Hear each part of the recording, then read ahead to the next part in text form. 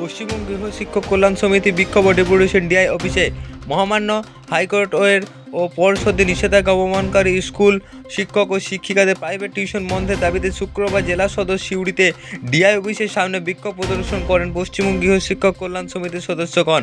পরবর্তীতে ডিআইয়ের কাছে একটি স্মারকলিপি প্রদান করা হয় বলে সংগঠন সূত্রে খবর। আদালতের নির্দেশ অমান্য করে শিক্ষকতা করেছেন এমন অভিযোগ প্রায় ওঠে। সেরূপ বীরভূম জেলার ৭৫টি বিদ্যালয়ে ১৫৩ জন শিক্ষকের বিরুদ্ধে অভিযোগ জানানো হয়। উল্লেখ্য, ইতিপূর্বে এ বিষয়ে জেলা স্কুল পরিদর্শকের নিকট ডেপুটেশন প্রদান করা হয়েছে, কিন্তু কাজ কিছু হয়নি। তারই পরিপ্রেক্ষিতে এই দিন ফের ডেপুটেশন কর্মসূচি পালন করা হয়। বিক্ষোভ প্রদর্শন ডেপুটেশন কর্মসূচিতে উপস্থিত ছিলেন পশ্চিমবঙ্গ গৃহ শিক্ষক কল্যাণ সমিতির রাজ্য সম্পাদক অলিকেন্দু বিকাশ চক্রবর্তী, জেলা সভাপতি অভিজিৎ চট্টরাজ সহ অন্যান্য গৃহ শিক্ষক ও শিক্ষিকাগণ। সিউড়ি টাইমস, সিউড়ি, বীরভূম। ওনারা ডাইরেক্টলি বলবেন। জিজ্ঞেস করো। আজকে আপনারা কি জন্য উপস্থিত হয়েছেন? আজকে আমরা এসছি, নতুন ডিআই জয়েন করেছেন আজকে। আমরা সেই ডিআইকে আমাদের আন্দোলনের যে আগামী দিনের পরিকল্পনা তা জানাতে এসছি এবং উনি কী পদক্ষেপ গ্রহণ করছেন সেই সম্পর্কেও জানতে এসছি।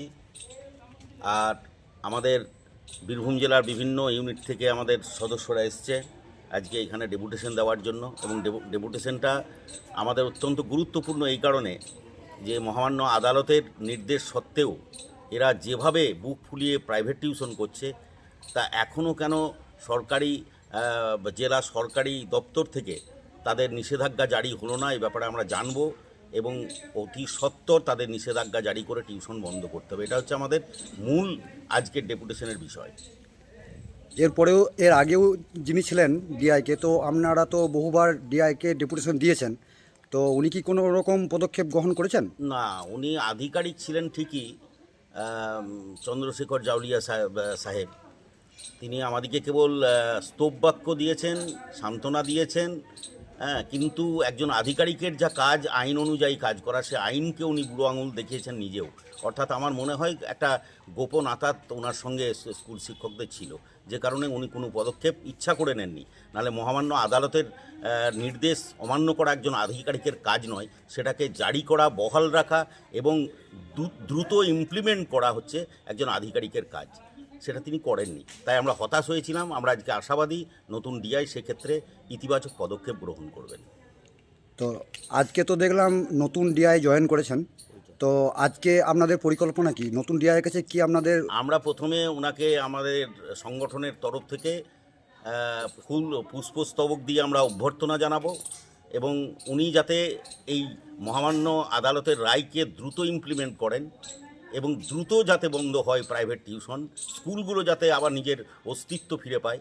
এই মাস্টারদের আয়ের জায়গাটা রক্ষা করার জন্য স্কুলগুলোর বুকে যে ছুরি মারছে, তার জন্য স্কুলগুলোকে রক্ষা এবং একটা বিশাল পরিমাণ বেকার শিক্ষিত যুবকরা যে প্রাইভেট টিউশন করে জীবন জীবিকা নির্বাহ করছে, তাকে বহাল রাখার জন্যে অবিলম্বে হাইকোর্টের নির্দেশকে কার্যকরী করতে হবে।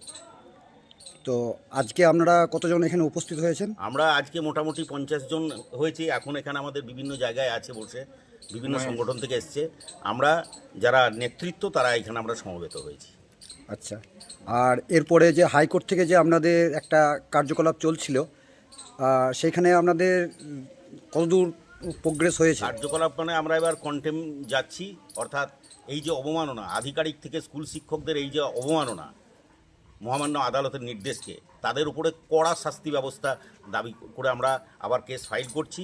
একরামুল বাড়ির আমাদের উকিল, এবং আমরা সত্তর এই দিন 7-1 মধ্যে আপনারা সব খবর পেয়ে যাবেন এবং সব জায়গায় নোটিশও চলে আসবে। তো আগেরবারেও আমরা শুনেছিলাম যে আপনাদের জেলার বিভিন্ন জায়গা থেকে যে বেশ কিছু শিক্ষকদের, টিচারদের লিস্ট আপনারা দিয়েছিলেন। সেই সব টিচাররা তো তারপর কিছু ডিআই চিঠি পাঠিয়েছিলেন, স্কুলে স্কুলে নোটিশ করেছিলেন। তো স্কুল থেকে কি কোনো রকম পদক্ষেপ নেওয়া হয়েছিল আজ পর্যন্ত?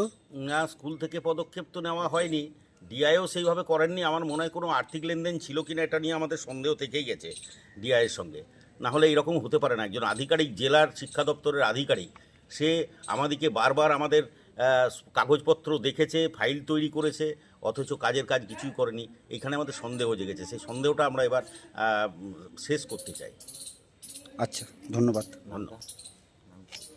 আপনার নাম? অরিকেন্দু চক্রবর্তী, আমি রাজ্য সম্পাদক পশ্চিমবঙ্গ গৃহশিক্ষক কল্যাণ সমিতি। ধন্যবাদ।